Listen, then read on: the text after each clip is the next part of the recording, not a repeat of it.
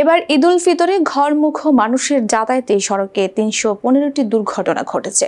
এসব দুর্ঘটনায় ৩২২ জন নিহত ও ৮২৬ জন আহত হয়েছেন বলে জানিয়েছে বাংলাদেশ যাত্রী কল্যাণ সমিতি। বুধবার ঢাকায় এক সংবাদ সম্মেলনে এসব তথ্য তুলে ধরেন সংগঠনের মহাসচিব মোহাম্মদ মোজাম্মেল হক চৌধুরী।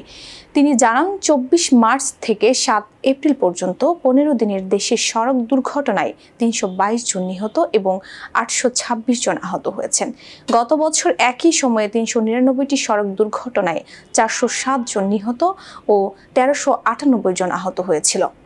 তবে এবারের দুর্ঘটনার সংখ্যা ও প্রাণহানি ২০ থেকে ২১% কমেছে। এছাড়া রেলপথে ২১টি দুর্ঘটনায় ২০ জন নিহত এবং ৮ জন আহত হয়েছেন। আর নৌপথে 4টি দুর্ঘটনায় 10 জন নিহত, 1 জন আহত ও 1 জন নিখোঁজ রয়েছেন। দুর্ঘটনার কারণ হিসেবে সমিতি জানায়, মোটরসাইকেল, ব্যাটারি চালিত রিকশা ও সিএনজির মতো যানবাহনের অবাধ চলাচল, সড়কে সঠিক রোড মার্কিং ও সড়ক বাতির অভাব, অদক্ষ চালক এবং ফিটনেসবিহীন যানবাহনের ব্যবহার অন্যতম কারণ।